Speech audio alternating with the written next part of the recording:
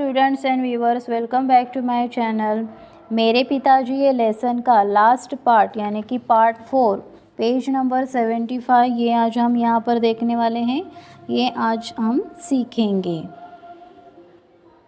चलिए हम आगे देखते हैं।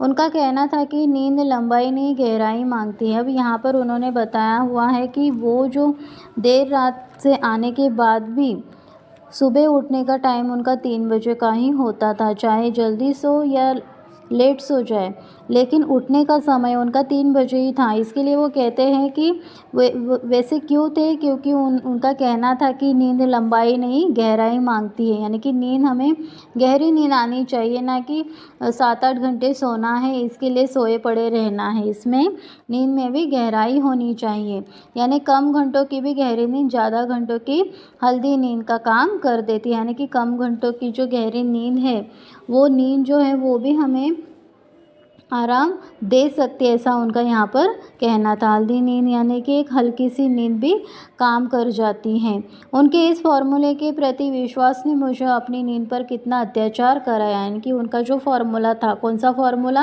यानी कि कम घंटों में एक अच्छी नींद लेना, गहरी नींद लेना, ये फॉर्मूला वो सब पे लागू करते थे, यानी कि सबको ऐसे ही कहते थे। लेकिन लेखक जो है हमारे हरिवंश राय बच्चन जी, तो उनका कहना था कि ये जो फॉर्मूला जो मैंने अपनाया तो मुझे ऐसे लग रहा था कि मैं खुद पर अत्याचार कर रहा हूँ।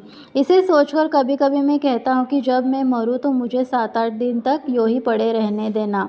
यानी कि उनका कहना है कि इतना मैंने अपने ऊपर अत्याचार कराया है कि मैंने नींद लिया, कम घंटों की नींद मैंने लिया है, तो मुझे ऐसा लग रहा है मैंने अत्याचार किया है खुद पर।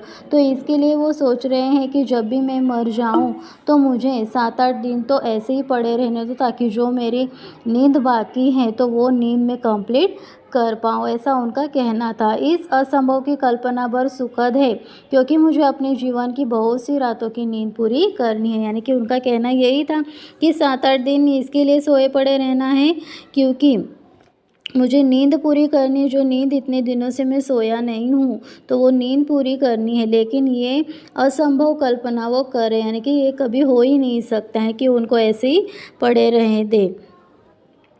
समय की पाबंदी की जो उत्कटता उन्होंने अपनाई थी, उनके निभाव के लिए घर के लोगों को सहयोग आवश्यक था। यानी कि समय की पाबंदी, यानी कि समय पर, हर समय पर काम करना, जो टाइम पे जो करना है वो उसी टाइम में होना चाहिए। तो ये जो उत्कटता थी, तेजी थी, तो वो उन्होंने अपनाई थी। तो उनके निभाव के लिए घर के लोगों को सहयोग आवश्यक था। यानी कि जो रूल्स उन्होंने बनाए थे, तो वो रूल्स घर में जितने भी सदस्य हैं, सब सदस्य को वो रूल अपनाना था। निभा यानी कि निर्वाह, यानी कि सबको ये रूल करना ज़रूरी था। उन्हें सेंस ऑफ टाइम्स, वक्त का अंदाज़ा देने के लिए पिताजी ने अपनी नौकरी के पहले वर्ष में एक आराम घड़ी खरीदी। यानी कि वही सेंस ऑफ टाइम, यानी कि हर समय में जो काम जो समय में होना चाहिए वो समय में ही होना चाहिए। उसके लिए उन्होंने क्या किया कि उनके नौकरी के पहले वर्ष में ही उन्होंने क्या किया कि आराम घड़ी एक खरीदी, ताकि वो घड़ी जिस तरीके से समय बताती जाए तो उस समय में वही काम होना चाहिए। इसके लिए वो उन्होंने घड़ी ले ली और लाकर दालान की तिकोनियों पर रख दिया, और फिर एक दीवार पर उस घड़ी को लगा दिया। यह घड़ी नई नई थी, विक्टोरियन युग की थी। यानी कि वो जो घड़ी वो लेके आए थे तो वो घड़ी नई नहीं थी, वो विक्टोरियन युग की, यानी कि विक्टोरिया के ज़माने की वो घड़ी थी। युग यानी कि वो ज़माना।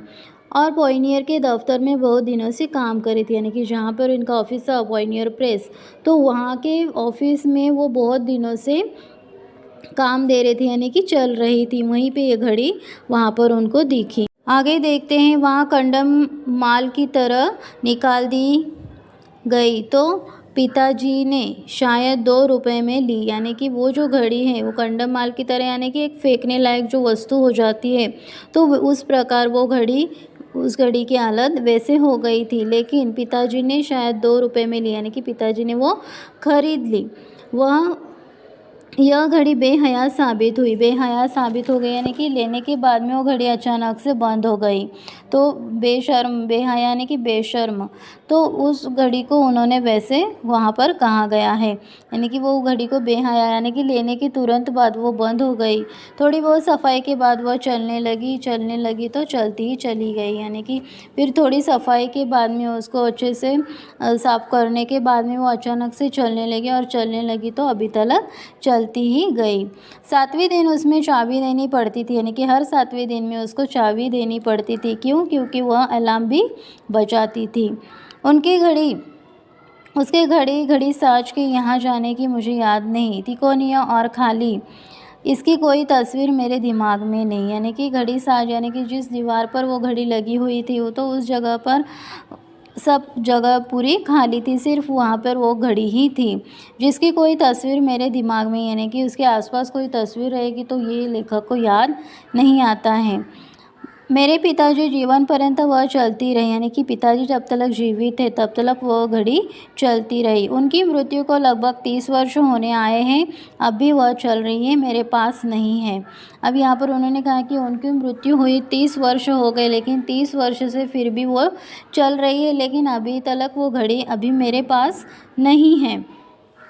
मेरी बड़ी बहन के लड़के रामचंद्र फुटबॉल के अखिल भारतीय प्रसिद्धि के खिलाड़ी उसे अपने नाना की एक निशानी के रूप में ले गए, यानी कि फुटबॉल प्लेयर थे उनकी बड़ी सिस्टर का जो लड़का था रामचंद्र, ये एक फुटबॉल प्लेयर हैं, तो उन्होंने वो घड़ी लेके गए हैं। क्यों? क्योंकि उनके नाना की निशानी है, इस वजह से वो घड़ी नाना की निशानी के रूप में अपने घर ले गए हैं। मैं जब कभी राम के घर जाता हूँ फिर कर मेरी आंखें उस घड़ी पर जा टिकती है, यानी कि वो कह रहे हैं हरिवंशराय बच्चन जी कि जब कभी मैं राम के घर जाता हूँ, यानी कि रामचंद्र के घर जाता हूँ, तो वो घड़ी पर मेरी फिर कर वो घड़ी पर मेरी नज़र जाती है और वो सारी जो यादें वो तुरंत आ जाती है जो पिताजी से जुड़ी हुई है। हमारे घर में कितने जन्म, मरण, शादी, ब्याह, भोजन, महोत्सव उसे देखे हैं, यानी कि वो घड़ी इतनी पुरानी है कि हमारे घर में जो भी घटनाएं हुई है, अच्छी घटनाएं हो या बुरी घटनाएं हो, सारी घटनाएं वो घड़ी ने देखी हुई है। कितने हर्ष, विषाद, अश्रु, हास, वाद विवाद, कितने क्रोध, कलह, रोदन, गायन, श्रम, संघर्ष की वह साक्षी है, यानी कि घर में जो भी हंसी का माहौल बनाया, जो भी खुशी हुई थी, जो भी हम लोग ने त्यौहार मनाए, जो भी दुख हमारे ऊपर आए, वो सारे इन्होंने ये घड़ी ने देखे हुए हैं और वो ही एक साक्षी है इतने सालों से, साक्षी यानी कि गवाह है। आगे देखते हैं। मेरी माँ अक्सर कहती थी कि नाम तो एकर आराम घड़ी है, न कि खुद आराम करत है न केहू के आराम करे देते, यानी कि उनकी माँ कहती थी कि ये घड़ी का नाम तो आराम घड़ी है, लेकिन ये घड़ी आराम करने देते ही नहीं, ना खुद आराम करती है न किसी को आराम करने देती है।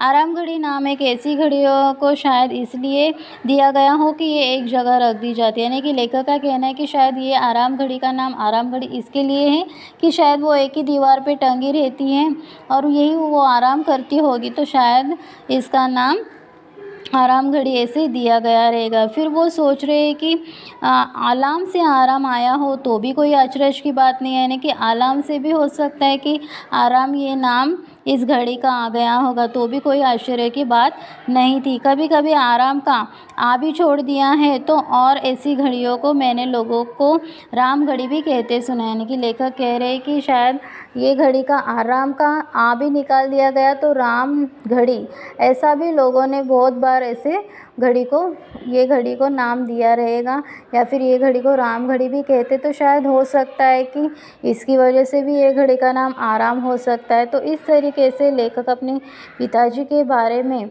और उनसे जुड़ी जो घड़ी की यादें हैं, तो उस यादों के बारे में इन्होंने अपने पिताजी के बारे में बताया है। तो यहाँ पर फाइनली हमारा जो लेसन है मेरे पिताजी, जो पूरक पठन से है, तो ये लेसन आज हमारा कंप्लीट हो गया है।